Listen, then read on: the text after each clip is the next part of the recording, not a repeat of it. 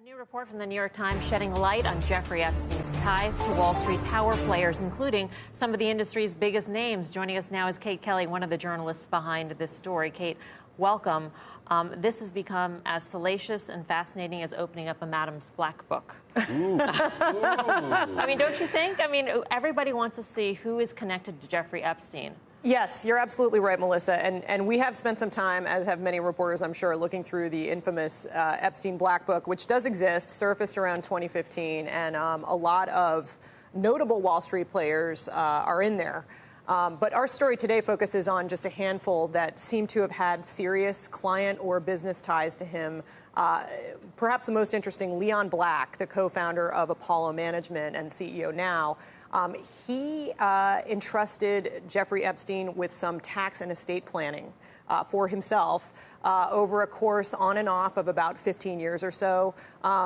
He also had, for a time, Jeffrey Epstein on his family foundation board, starting in about 2000 and going up through the late aughts. They spent time together at Epstein's townhouse, so there was that tie there.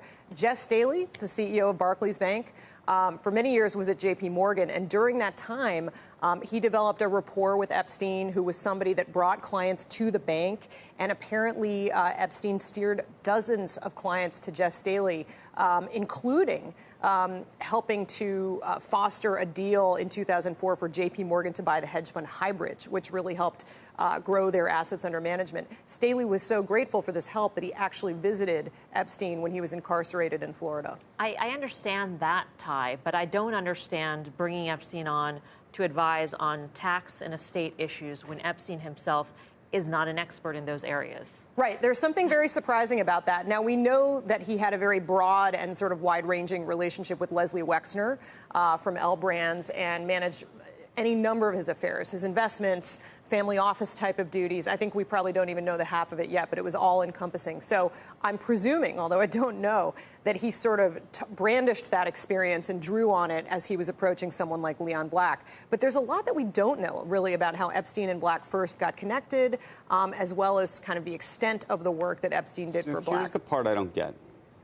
The part I don't get about all of this is there is no real, serious office of any sort. There was one in Florida, but when I say office, it sounds like it was him and an assistant, and that was the extent of it.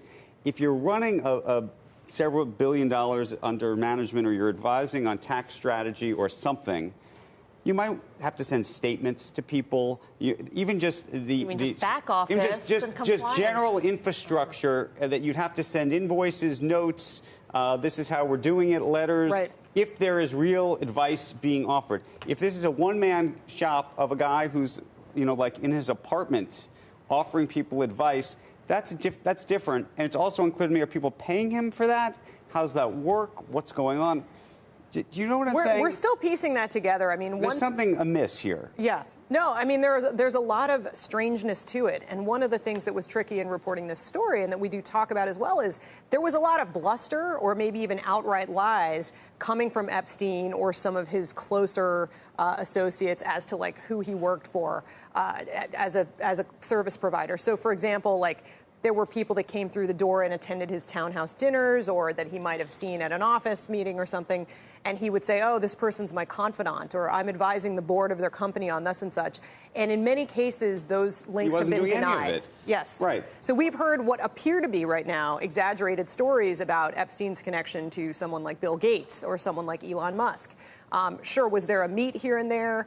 Yes, and we're still trying to figure out exactly how they knew each other or what nature the interactions had, but they have really denied most of what we've heard in terms of those connections. Here's the other big question that I know most people have, and that is, does this mean, this would mean, I would think, that these people were okay with Epstein's past, so it throws into question their morality, and or how are they connected at all with Epstein's love and appreciation for underage females? So to be fair, good questions. To be fair to Black and Staley, we've heard nothing about them doing anything improper. Nobody has suggested that specifically. In terms of visiting a guy in jail, when he's actually, the visit was at an office, but when he's actually in the process of serving time, you have to know what's going on. Right. And my sense from reporting this is just that, Staley was trying to be friendly and loyal to somebody that had helped him in business and was in this unusual situation. As for the others, like I mentioned, Musk and Gates, we don't really know when they stopped talking with him. Right. And Musk, for example, acknowledges only meeting him one time ever. So without knowing the dates, it's hard to deduce, but a good question. So if you saw today, I think it was reported in the New York Post, actually, Peggy Siegel. Yes. The PR person who does lots of screenings and movies around New York City. Hosted many events for many years. Hosted lots of events. And a number of big Hollywood firms, including Netflix and FX, effectively dropped her as a function of the fact that she did business with Jeffrey Epstein. In the wake of the charges and the jail time. So the larger question to me is, do we believe that there are folks on Wall Street or in industry, if you will, that say, you know what, Leon Black, Jess Staley, whether you're being friends with him or you're being some kind of good friend or not, I don't care, because that's effectively what Netflix has said to Peggy Siegel. Right. We're not doing business with you because we think there's a larger problem here.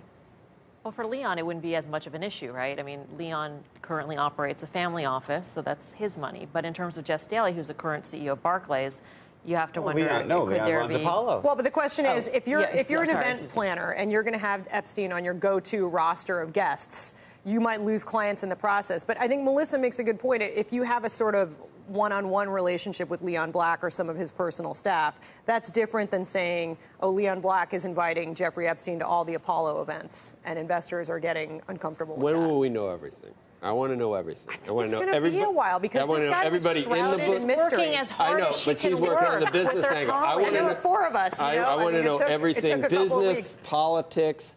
But I'm wondering. I mean, everybody that's involved has a really strong vested interest in none of this coming out. And I wonder if there's going to be an actual paper trail. There are records for who was on the flights and stuff, I guess. Even the pilots had records that aren't maybe the same as what you see with other records. But I wonder, I mean, most people would not. It's going to be like pulling teeth to get to the real truth on this. I wonder how. Is there a black book we can just open up? And see there is a black book. When's that coming out? It's out. It's out. Okay, it's so out. why don't we know you can everybody? Go online. You can look at the list. Andrew and I have been looking at it. When are we going to know everything? New York Magazine, by the way, did a spectacular but not everyone's version of it. Is not everyone in the black book? No, everybody's in the book. You can go look at the book. Go look at the book. Then why do we not know whether Bill Clinton had 4 flights or 27 flights? Why do we not know? That's not information that's in the book.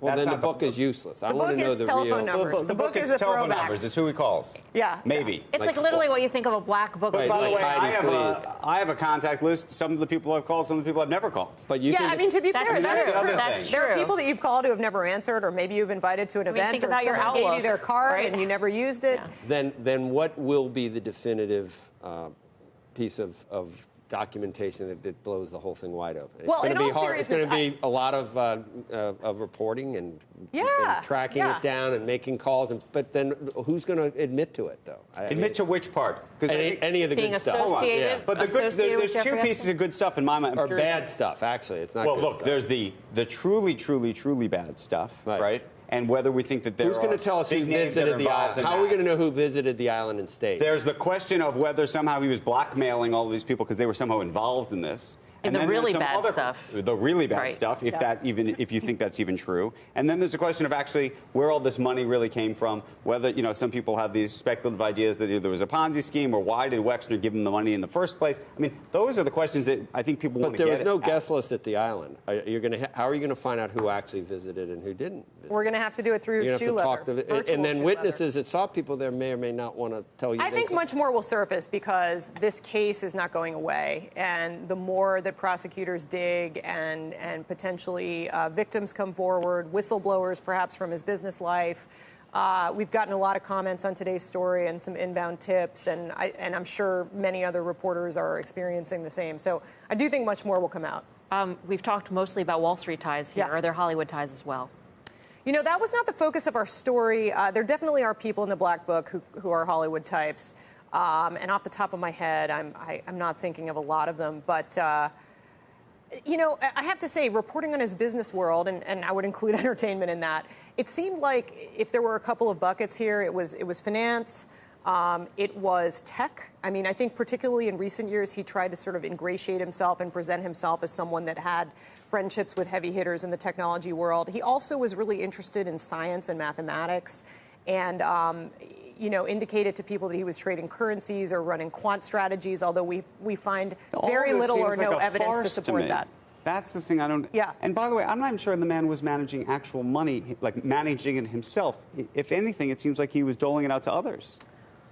Maybe. I mean, we do know that he had assets that were managed by the Deutsche Bank private wealth arm as early as this year, as recently as this year, and that they broke ties with him shortly before his recent indictment. And prior to that, around 2012 or 2013, he was banked by J.P. Morgan. So he has real assets that qualified him to be a private banking client. I mean, we know from his disclosure. But whether he was actually managing, was it his or Leslie Wexner's, or whether he was or just even whether he was actually doing the investing himself, or whether he was outsourcing this to others. Right. We don't know that. We don't know that. I mean, there's got to be so many victims, but victims don't. I wouldn't want to come forward, I don't think, and did all that because you don't feel like a victim. You feel like part of the you know. You mean the financial victims? No, or the I mean all the girls. The underage. Now, a lot of them are now women. Yeah. Kate, thank you so much. Thank you.